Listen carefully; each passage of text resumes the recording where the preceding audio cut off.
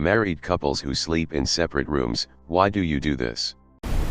My parents do this. My mom likes to sleep with the TV on, my dad snores and steals sheets. My mother claims sleeping separately saved their marriage. Sounds like me and my husband, except my husband doesn't steal the sheets. He lays on them and I have to either wake him up or use all my strength to pull the sheets from under him. Ah, the good old sheet heave with all your night. I am very familiar with this one. Girlfriend's parents do this. They both snore and do it to get away from each other's snoring. I didn't think it was that bad until they talked about having to sleep in the same bed during their trip in Europe. They were at each other's throats because if one fell asleep, the other couldn't. Had a roommate in a hotel that snored so loud we would drag him sleeping into the bathroom and close the door. He seriously sounded like a snoring cartoon. Snonk hu. You had me at snonk, but the hu really sells it. I have a hard time falling asleep without something to distract my brain from thinking. I usually watch a show/documentary or do some repetitive game on my phone to accomplish this. She can't stand the lights from the screen. OMG, my wife kills me with that damn phone screen at night. She can't fathom why it bothers me. Wear a sleeping mask. I love mine, it's silky. My grandparents do this. My grandfather built a small apartment on the second floor of their house. They do it because they have different sleep schedules and in general they spend much of the day apart because they like it that way.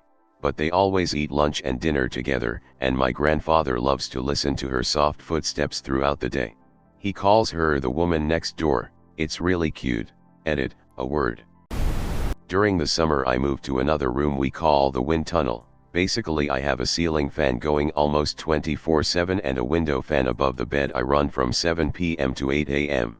She has allergies and easily gets runny nose and sneezes from any moving air. My body temp will skyrocket and I'll sweat like crazy in a room devoid of moving air. So she sleeps in a stuffy no air movement master bedroom and I sleep soundly in the wind tunnel. During the winter I move back, cause then I become the ultimate body warmer for her. Dude, check out BetJet. Edit, fuck, I wish they had a referral program. /u/BetJet lol. Edit to, YouTube to the hilarious commercial. Does that thing really work? My ex used to call me a storage heater. I'm cold all day and the first half hour of the night, then I give off the heat of 1,000 suns the rest of the night. Yeah man, it's great.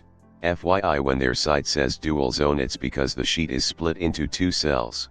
So with one BetJet, only half of the bed would get the heat/cooling, leaving the other alone.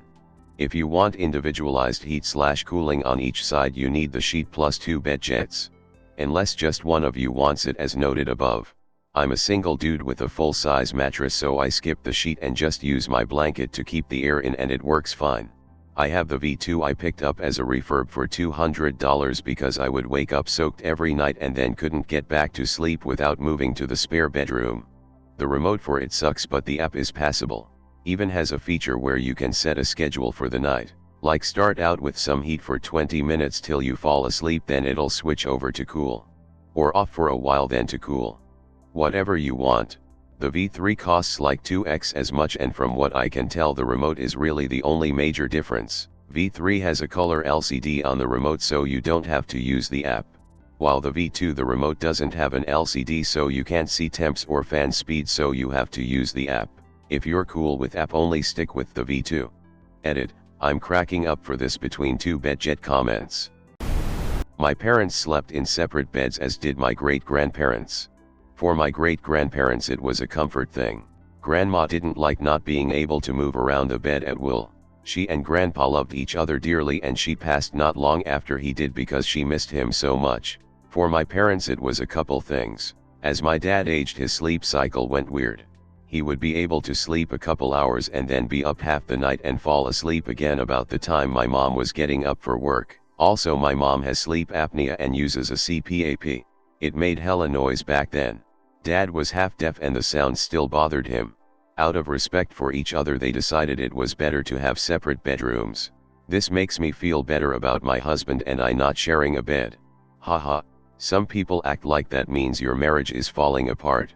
Honestly, it helps us love each other more because I'm not up multiple times a night with his tossing and turning, and he's not up all night listening to my snoring.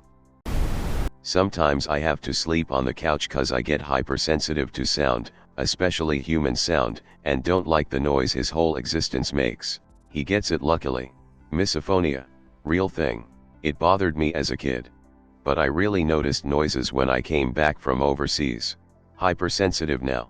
I am actually surprised misophonia has not ended up being a reason for a percentage of violent crimes and disorders.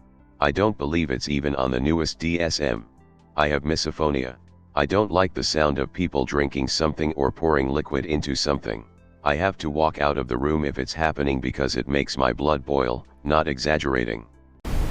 LOL, I do this. I am an absolute terrible person to share a bed with. I snore like a passing semi-truck and apparently, I'm told, flail wildly in my sleep. When we first got married I kept waking up to an empty bed. She would join me for an hour until I was asleep, then retreat to the couch.